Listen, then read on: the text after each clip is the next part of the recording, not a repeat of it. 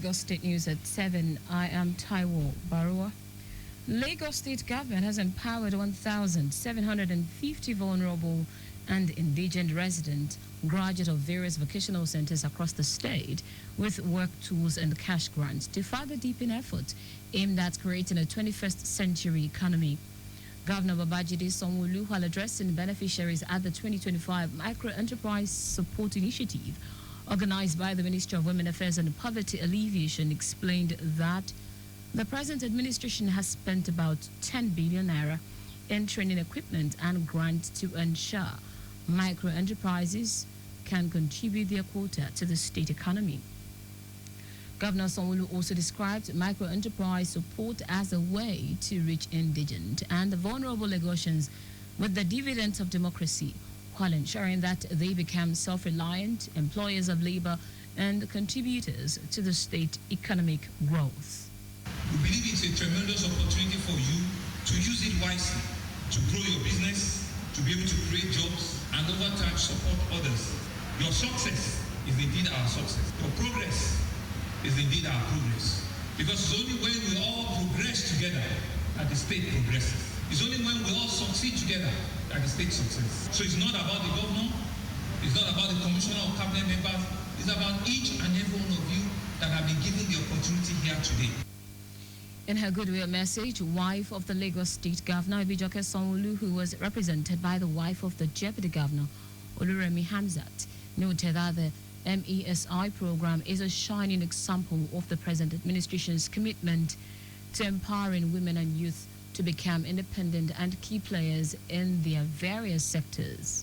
The state dedication of empowering women and those especially vulnerable through poverty alleviation is truly commendable. This initiative has not only provided financial support for the generous micro enterprises, but has also equipped them with the necessary skills and training to thrive in their respective industries and endeavors.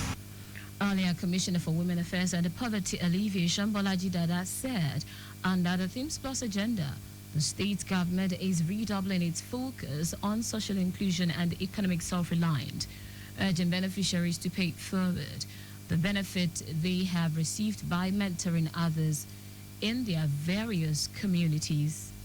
Do not sell these equipment. They are meant to empower you. They are meant to move you from this level to the next level. The essential tools distributed include cake mixers, sewing machines, smoking kilns, barbing kits, POS terminals, photography equipment, agricultural equipment, among others.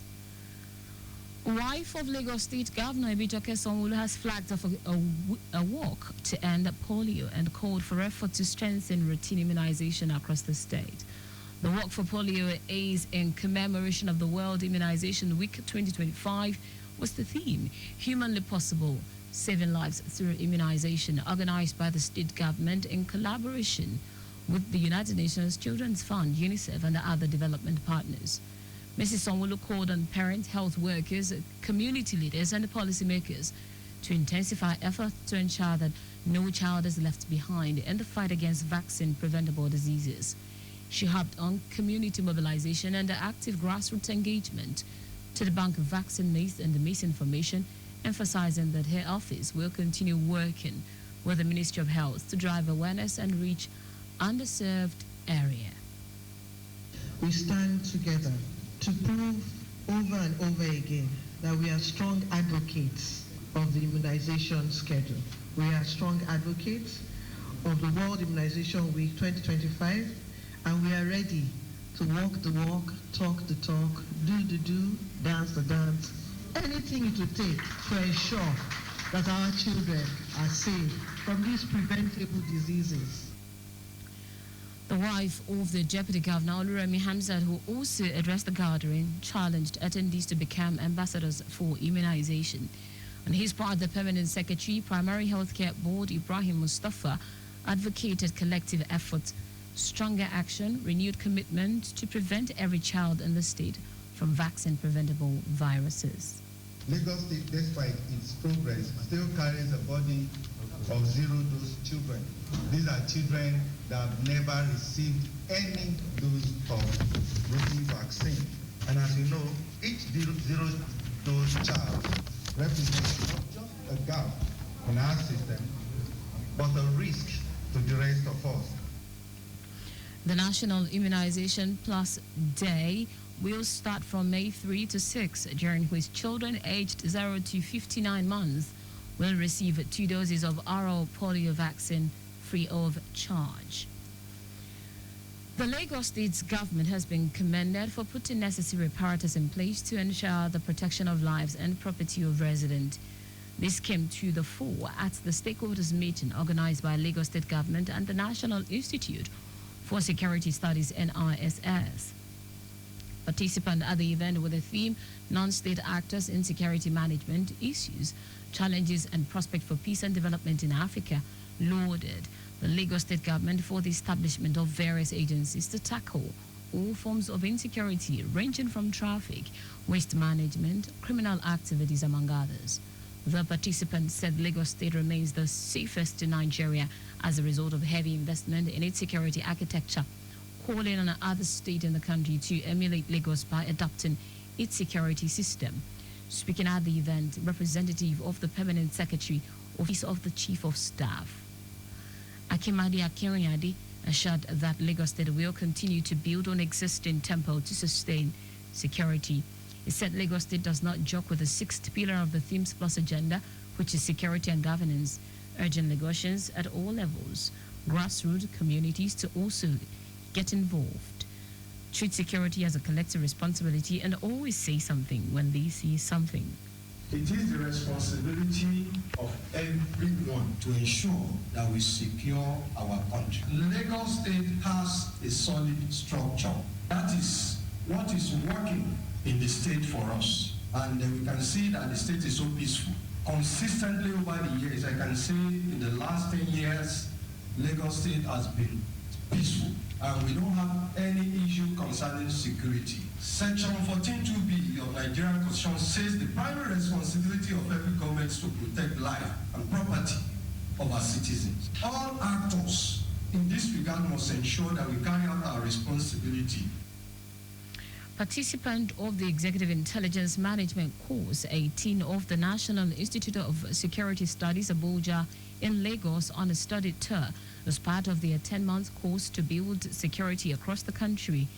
Other participants include personnel of the Lagos State Traffic Management Authority, LASMA, LNSA, LOMA, Department of State Security, DSS, Nigeria Correctional Service, NCOS, Economic and Financial Crimes Commission, EFCC, National Population Commission, representatives of Arawa, Ezendigbo in Lagos, Youth Council, CDCs, and CDAs. The Lagos State Christian Pilgrims Welfare Board Secretary Gbelabo Okudero has paid a courtesy visit to the Executive Secretary of the Nigeria Christian Pilgrim Commission, NCPC, Stephen Adigbite, and received the confirmation of NCPC's full support for the 2025 pilgrimage exercise. During the courtesy visit, Okudero was informed that preparation for the 2025 pilgrimage exercise are in top gear and will officially begin in earnest. Adigbite expressed deep appreciation to the Lagos State Governor, Babajide Sanwo-Olu, and the First Lady, Bijoke Sanwo-Olu, for their steadfast support of Christian pilgrimage activities in Lagos State. He congratulated Okudero on his appointment and reaffirmed NCPC's commitment to partnering with Lagos State, describing the state as a pace setter in pilgrimage operations nationwide. In response, Okudero also expressed gratitude for Adigbite's visionary leadership and shared plans to introduce an automated pilgrimage registration system in Lagos State. He added that the initiative aims to enhance service delivery, improve efficiency, and eliminate challenges associated with manual processes.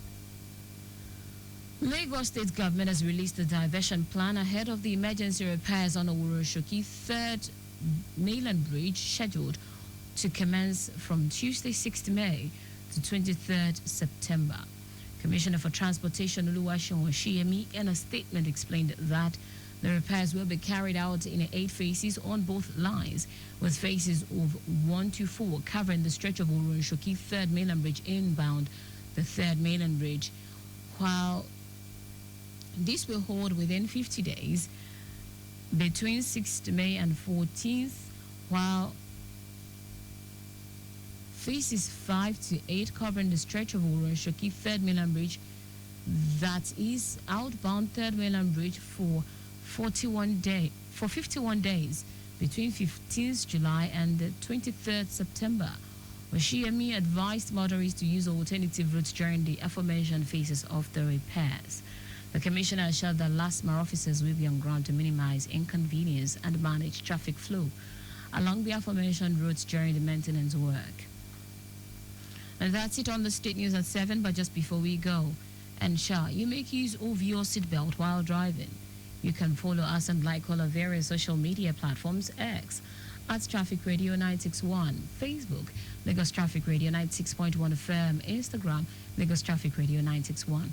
Subscribe and watch our news and programs live on YouTube at Traffic Radio 961. You can also visit our website www.trafficradio961.ng. Did you know that the Sanwo-Olu administration empowered 600 women with indigenous business ideas to the tune of 4 billion naira through the Lagos State Empowerment Trust Fund, LSCTFW initiative to empower Lagosians? You can get more details on the Lagos State Government website. For contacts with the newsroom, send a message to info@trafficradio961.ng. That ends the news broadcast compiled by Adirayo Idowolaya. I am Taiwo Baruwa. Thank you for listening. Good evening.